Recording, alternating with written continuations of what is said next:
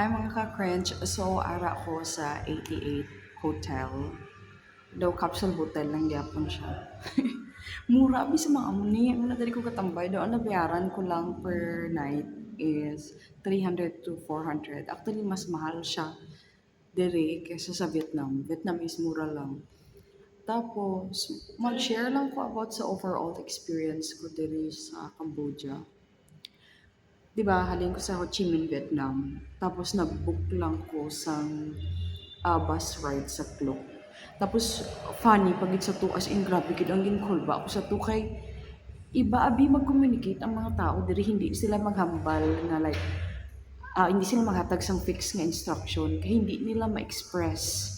So either one word lang or phrases for para sa to gin-ask ko sa tong daw konduktor sa gitong konduktor sa basa man niya ay passport. Tapos ako wala no questions asked. Hama ko passport, ama niya passport. So gihatag ko ang passport ko. Tapos hama ko ay gikul ba ano ko kay as in rule of thumb jud sa traveler is never go away from you apart from your passport. Dapat kung pwede mo mabutan na sa lungs mo ang passport, ibutang mo gid. Something close to you gid dapat. So gikulbaan ko. Pero at kay wala lagi instruction, hambal niya lang passport. Tapos amo to, so passport. Tapos gina-ask ko para sa diin. Hambal niya lang passport. Habi ko siya ang mag-stamp. Hambal ko, ay di ba sa immigration, pamatsog pa ba? Ako lang, just trust the process. Ara na kami sa border sa sa Cambodia. Nagpila ko sa immigration. Hindi ko makita si kuya konduktor. Ay, grabe ginawa, nervous ko sa tukay. Ang mga upod ko sa front sa line, mga foreigners. Yung mga American, basta mga puti sila. So, nagpila ko dito. Hambag ko, nagpila ko, wala ko passport. Kaya gikuha lang ni kuya. Gikuha ba, ako ko, Lord, ano naman ni. Tapos, ang bus ng gisakyan naman, ara na sa unahan. Gina-wait na lang kami ba. Tapos, ipagita ko ko, Lord, maano ko sino tawagan ko. Wala man tawagan. Wala gid gani sa connection kay nag-stop ang wifi sa border sa Cambodia kag Vietnam. So wala na internet tapos wala ko sa SIM card nga from Cambodia pa. So amo to basta grabe ang dilemma ko gikulban ako Lord sino tawagon ko passport ko kay amo lagi rule of thumb gid always sa traveler ang passport always hold somewhere there maligo ka dapat may passport kay bisan bisan di ka mag-move diri may passport gid dapat like mag check-in ka sa hotel or magkuha ka sa SIM card, dapat mapakita ka gid sang passport. Tapos, amo to, aragali kami dito, nabilong kami sa daw group na passport. Basta siya na nag-process tanan, wala na kung siya nag-fill up some form and everything. Tapos, tama na, nag-agi lang kami, nag-pass kami sa border. Tapos, amo na to siya, pero scary lang gid kaayo, as in, very scary, gid nga mapalayo sa passport. Gaisip na ko sa worst case scenario, gaisip na ko, hala, diri na ba ko magtambay na ba ko sa Cambodia forever? Kaya passport ko di. OA lang po tayo, OA, sobrang lagi kakapi. Tapos, ano pa ba? So, basi laba ni siya nga video, no? Kaya gusto ko lang mag-share, kaya hindi ko katulog, kaya nakainom ko sang Sting. Kaya kakaina, may nakita ko dito, ara ko sa Central Market, dire sa Cambodia. May nakita ko dito, may babae, nagbakal siya sang juice. Tapos ang juice ko dako, daong kadako niya, tsura ko kag-ari. Tapos hambal ko sa tong gabliga ko, what's that? Hambal niya soda. Hambal ko, wala siya nag-specify kung ano nga soda, basta hambal niya lang soda. Tapos dako ko siya as in ang juice do kadako sa tsura ko as in legit ara pa dito ang sudlanan ipakita ko karon. So daw hindi ko katulog no tapos grabe inom ko diri sa soft drinks. Ang soft drinks is life. Tapos sa pansin ko ang soft drinks dire is iba ang lasa niya. For me lang ha, ang Coke medyo mas last eye siya dire. Tapos sa Vietnam medyo lapit siya sa aton. Pero kung i-compare ko lang ang Vietnam na soft drinks, ay nga Coke, and ang Philippines, mas namit ang Coke sa Cambodia. Basta. Tapos, ano pa ba ang story ko dito sa Cambodia man? Amo to siya clock 1, 2 lang, tapos sila na nag-process sa tanan. Tapos based sa nabasa ko sa online, ng mga hindi good kay tambay lagi ko sa Reddit. Shout out Reddit. Sige ko na post, abot ko mabalaan nyo. Basta may mga anonymous post ko dira sa Reddit. So, tambay ko dira always. Base na nabasa ko sa Reddit nga mga visitor man diri sa Phnom Penh, Cambodia. Grabe gid daw ka-hassle ang sa border. Like, stressing gid daw siya. Tapos, sa experience ko ha, maliban sa tong pagkuha sang passport ko, kay may communication breakdown lagi.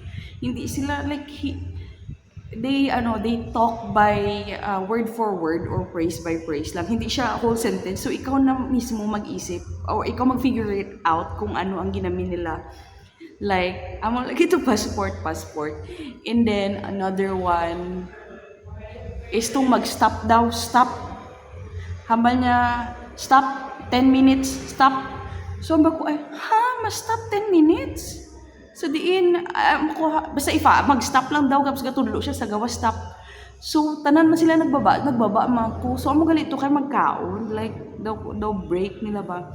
Tapos napansin ko pagid, kung sa communication lang ha, mas maka-communicate well in terms sa English ang mga Cambodian kaysa sa Vietnamese, as in. Tapos ang money dere, ang currency sa money dere, dalawa ginagamit nila, US dollar and Cambodian real. Tapos daw kung i-convert sa aton ang real, ang 100,000 real is daw around 1/4 sa Philippine peso. Tapos mas expensive dere. I-compare sa Vietnam, mas mahal kit dere. Ang mode of communication is Grab. Grabe. Shout out to you, Grab. Amazing. Ma-amazing ko sa Grab. Tapos feel thankful kayo sa Grab kay very systematic gid siya. Hindi mo na kailangan makipag-communicate. Actually, wala ko diri kayo kasturya kay budlay lagi mag-communicate ng one word. Mahambalan sila no English or kung hambalan na cola. Yes. No English, mawala sila. Tapos Google Translate. Pero may mga time gid nga hindi magamit ang Google Translate kaya nagadali sila. So, muya ako magpa-stop para mag-Google Translate. And as in, one thing na culture shock gid ko diri sa nami gid ang Cambodia, promise na nami gid siya. Like ma-mesmerize gid ko sa building, nami gid siya. Wala gid ko expect sini kay hindi lagi promoted sa tourism ang Vietnam. Hindi ko gani balaan nga how. Tapos one thing na napansin ko pag diri is wala kayo Pinoy. Like sa Vietnam man god, once in a while makabati kami Tagalog, Ilonggo, Bisaya, Singapore, Malaysia, amuman. Diri wala pag ko man encounter nga Pinoy. Like wala ko man nabatian pa so far nga nagatagalog or what not, or wala gid ko man encounter nga Pinoy. One thing pa gid nga way para makabalo ka nga Pinoy is, for example, di ba, layo, 10 meters away ka mo kunyari sa tao, maghambal ka lang like randomly. Masya magano ka lang magpasag ka lang Pinoy. Bisan hindi ka mag-atubang sa iya, mahambal ka lang Pinoy. Ma-react kung Pinoy na sila, ma-react sila. Pero kung hindi sila Pinoy, natuloy hindi sila mag-react. Kapila na na-try. Kapila ko na na-try. Kag may nag-try man nga Pinoy. So, mahambal ka lang randomly lang Pinoy. Tapos kung makabati sila nga Pinoy, daw mo na to mag-react na sila nga Pinoy man sila something. Kung bet nila mag-react, kung hindi man. Tapos, ano pa ba ang sa Cambodia man? Very friendly sila as in. For me lang ha, napansin ko, very friendly and very warm. Hindi na ako mag-compare sa Vietnam kay Vietnam has its own uniqueness and amazingness. So, dali lang to sa Phnom Penh, Cambodia. Tapos, gaduwa-duwa ko if mag-push ba ko sa Bangkok or hindi. Galing daw alanganin naman, so maybe next time na lang. Tapos nahadlok man ko sa aftershock after effects ng earthquake. Kaya basi may mga mupa na ba, so stay put na lang ta diri anay no. I-enjoy ta na lang ang moment. Tapos ano pa ba? So far wala naman daw. Malalaman pa tomorrow kay mag-stroll pa ko sa iba na place. Wala lang, nag-video lang ko kay actually, naga-video ko kay this is for documentation lang for myself dapat kay like for example after 10 years, 20 years makita good sang akon nga mga like family members or ma-remember ko na ako like 50 years from now ma-remember ko good ang moment ay naglakad gali ko sa Cambodia ari ang documentation. Tapos gina-post ko lang kay para dali ang faster access. Amo na wala gid ko na bother like mambal ka mga naman daw video pilingon ng like ano nang bother sa nang cringe na kaayo. No, agi na post ko gid ni siya. Mainly gid number one nga reason is I want the documentation to stay here as much as possible. Kaya hindi ko man siya ma-Google Drive.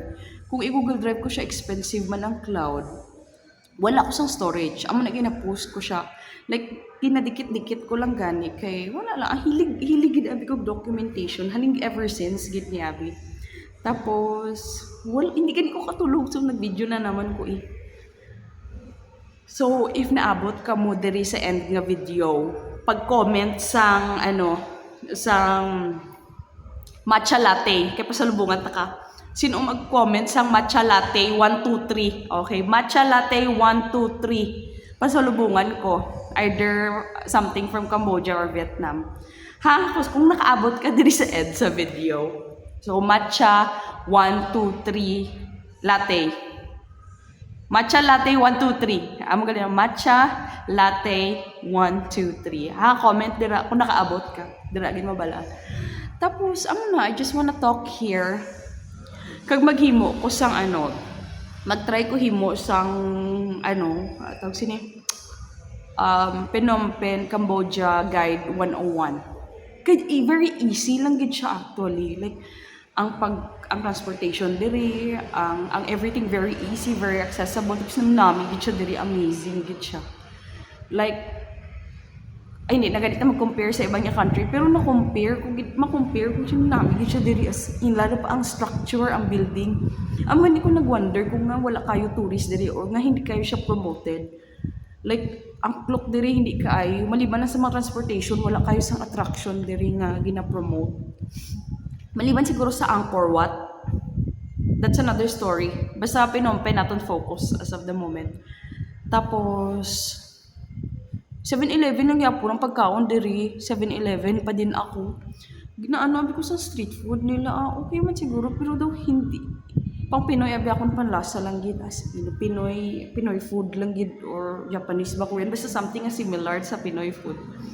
So matcha latte 1, 2, 3. Pag-comment ha, kung sino mag-comment may pasalubong. Hindi mahal. Kaya I'm poor. Basta so, damon ako sa video. Tapos, ano ba bang story ko about sa Phnom Penh? Ay, ari pagid. Gusto ko kani mabalaan nga hambal na damo dos scammers diri sa Cambodia. Kay so far, ang mga encounter ko, mga buot. Like, mga smiling. Kulang pa gani pa masahe ko sa Grab, okay lang daw. Tapos,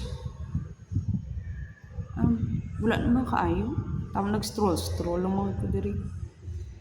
Wala na siya. And so, matcha latte 1, 2, 3. Comment down below. Charot!